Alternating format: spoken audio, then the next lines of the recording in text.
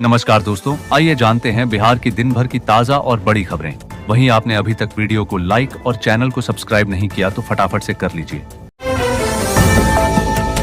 मुस्लिम नेताओं कार्यकर्ताओं का जदयू छोड़ना जारी।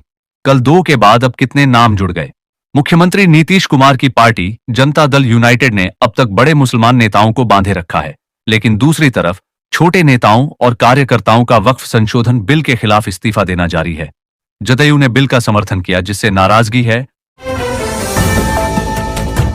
पटना नगर निगम अब एक ही भवन के नीचे देगा कई सुविधाएं।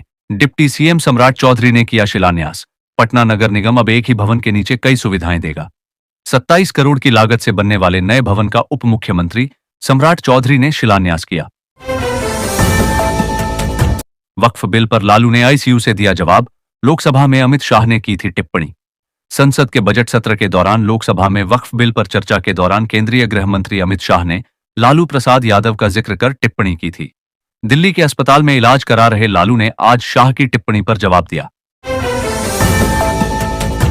गोपालगंज के थावे मंदिर को भव्य बनाने की तैयारी। सड़क का होगा निर्माण। 30 करोड़ से अधिक होंगे खर्च।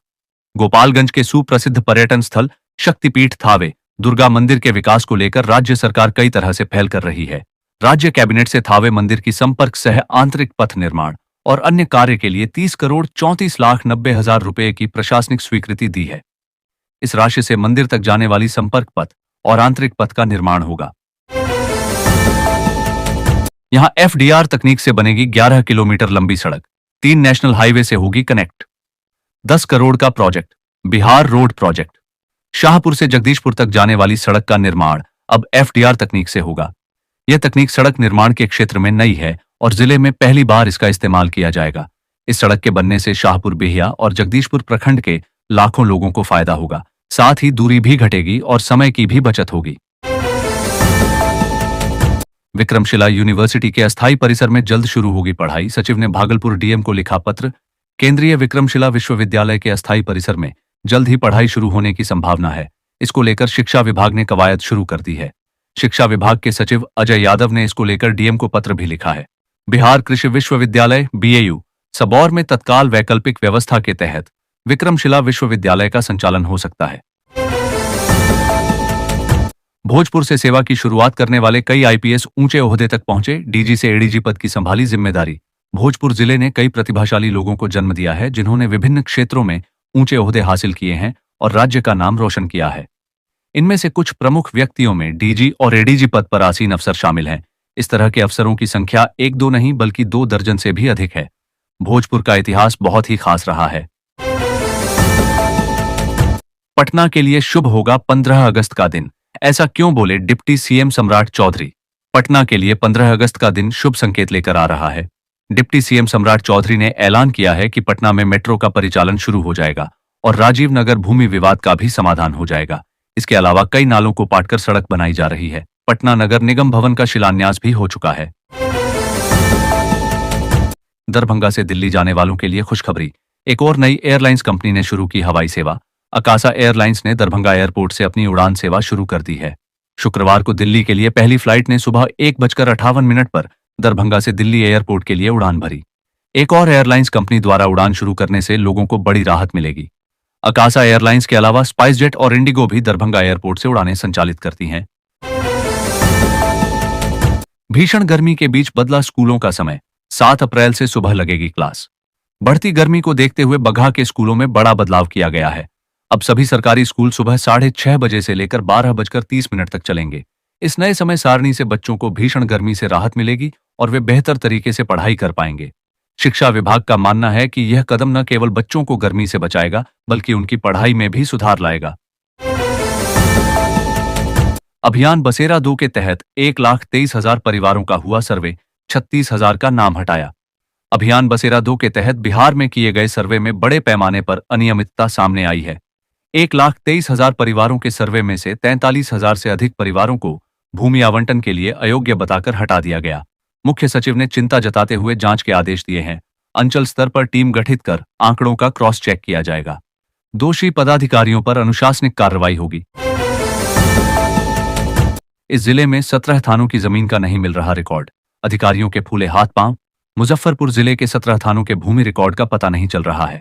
पुलिस मुख्यालय और पुलिस उप महानिरीक्षक तिरहुत के स्तर से सभी थानों के लिए भूमि की समीक्षा की जा रही है, लेकिन इन 17 थानों की भूमि का ब्यौरा वरीय पुलिस अधीक्षक कार्यालय में नहीं है। एसएएसपी ने सभी संबंधित थानाध्यक्षों को अविलंब थाना से संबंधित भूमि का पूरा रिकॉर्ड उपलब्ध कराने को कहा है। पासवान फैमिली में बड़ी टेंशन। चाचा पशुपति से तनातनी के बीच अपनी बड़ी मां से मिलेंगे चिराग। खगड़िया में पासवान परिवार के बीच विवाद तेज हो गया है। चिराग पासवान की बड़ी मां राजकुमारी देवी ने आरोप लगाया कि उनकी देवरानी शोभा देवी और सुनैना देवी ने उनके घर के सामान बाहर फेंक दिए। पुलिस मामले की जांच कर रही है। 5 अप्रैल को चिराग पासवान पारिवारिक दौरे पर शहर बन्नी जाएंगे, जहां वे अपनी बड़ी मां से मिलेंगे। राशन कार्ड को लेकर केंद्र सरकार ने जारी किया नया नोटिफिकेशन। उपभोक्ताओं को मिली खुशखबरी। सरकार ने राशन कार्ड को आधार से लिंक करने की समय सीमा 3 महीने बढ़ाकर 30 जून कर दी है। अब तक आधार सीडिंग नहीं कराने वालों के राशन कार्ड से नाम कट जाएगा। आधार सीडिंग निःशुल्क है और इसे किसी भी लक्षित जन वितरण प्रणाली विक्रेता की दुकान पर कराया जा सकता है। इससे पूर्व 31 मार्च तक आधार सीडिंग कराने की तिथि निर्धारित की गई थी। बिहार में अपने गांव पहुंचे एक्टर मनोज बाजपेयी, कहा यह मेरी असली दुनिया, बेलवा के लिए करूंगा संघर्ष। मनोज बाजपेयी अपने पैतृक गांव बेलवा पहुंचे और इस दौरान लोगों से बातचीत की। गंगा नदी के कटाव से परेशान ग्रामीणों से मिलकर वे भावुक हो गए।